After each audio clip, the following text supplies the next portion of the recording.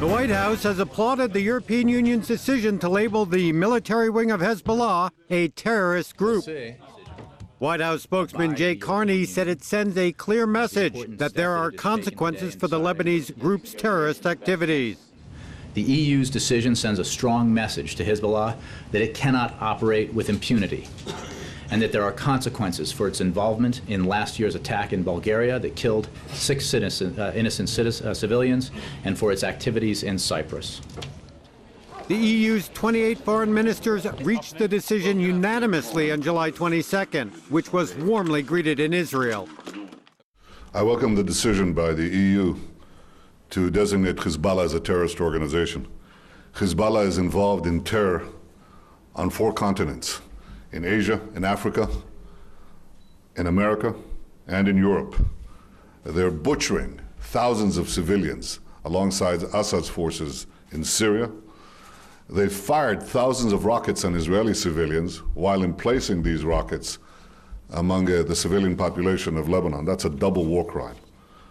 All this they do hand in hand with their masters and patrons in Tehran. They're funded, trained, armed, and instructed by Iran. Iran is the #1 practitioner of terror on the planet. And all this they're doing without nuclear weapons. Now just imagine what kind of terror we'll all be subjected to if Iran has nuclear weapons. That's not a world we want to see, and it must be prevented. Britain and the Netherlands have long pressed their EU peers to impose sanctions on the Shiite Muslim group, citing evidence it was behind an attack in the coastal Bulgarian city of Burgas a year ago that killed 5 Israelis and their driver.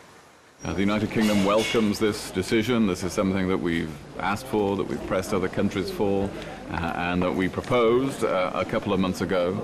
So I'm very pleased that that has been agreed, that the EU has shown strong unity on that. It shows that there are consequences for violent action on European soil, that European countries will stand together, will use the powers that are available to them.